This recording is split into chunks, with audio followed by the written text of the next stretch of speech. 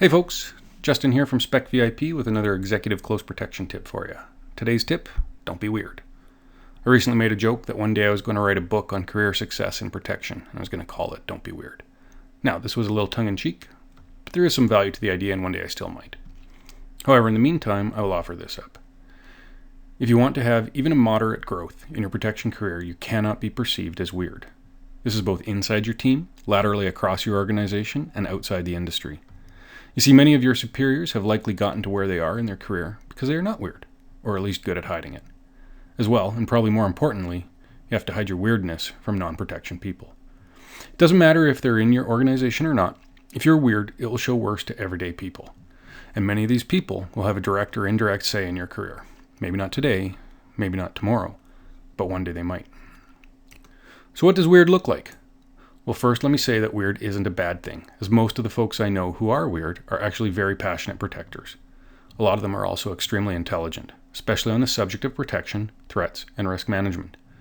I might even be viewed by some as being a little weird myself. Unfortunately, the language used in the industry doesn't always translate to business or non-protection focused sectors.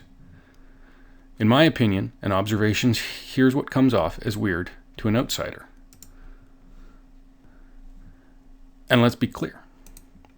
I think I am personally guilty of all, or at least many of these, especially in the early days in my career.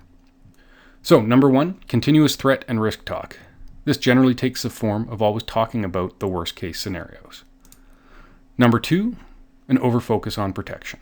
It's great to think about protection solutions, but having an overly heavily focus can make you appear as if you are unrealistic or disconnected from reality. Number three, overemphasis on equipment. When I first started in protection, I thought it was equipment that made me good at what I did. I had the full-on Batman starter kit utility belt for a long time.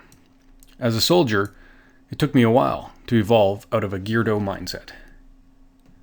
In reality, it is your software, not your hardware, that makes you a professional. So having an overemphasis on equipment can make you come off like an amateur to those in the industry and a geardo weirdo to those outside the protection industry. Number four, tactical. Another problem that is in line with equipment is improper or tactical attire. Today's protector does not need to look like an extra on SWAT or the latest Navy SEAL show.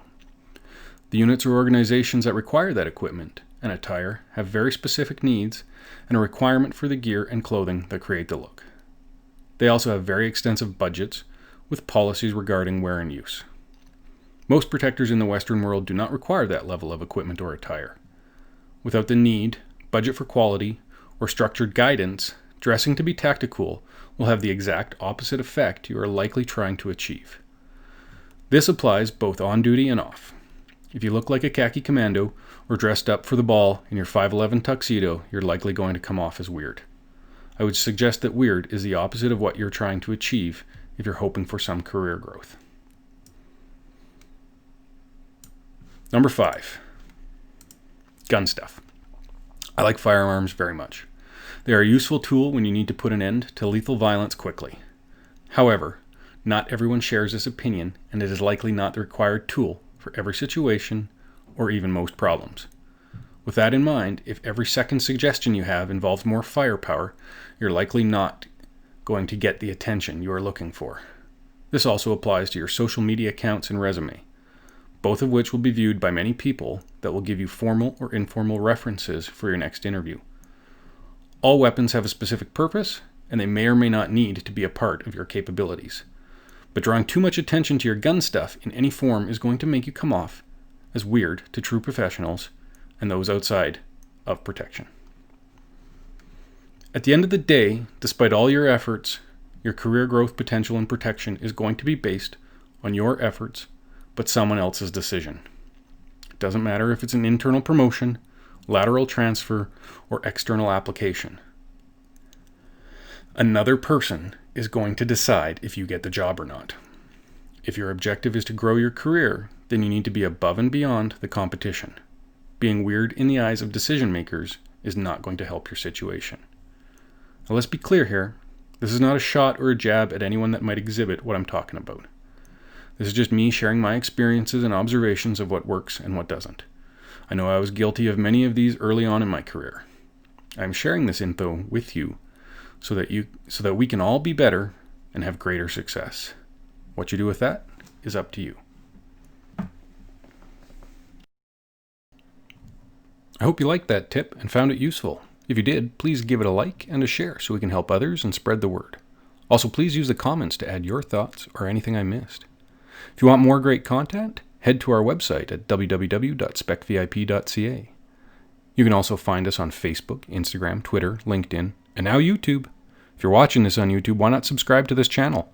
We have a lot more great resources like this for you coming that you don't want to miss out on. You can also email us at contact@specvip.ca. We really enjoy getting all your questions, comments, and your own tips too. Stay safe, folks. Keep developing, and wash your hands.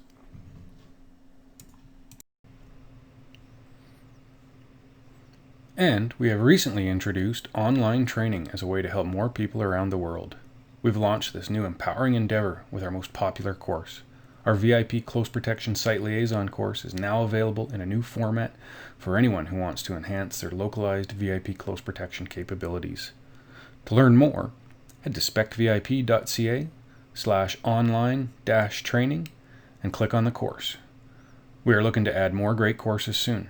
Sign up for our newsletter to ensure you don't miss out on great content, amazing deals, and to get a copy of our free ebook, Excellence, Influence, and Impact, Insights into Success from Top International Influencers in Executive and Close Protection.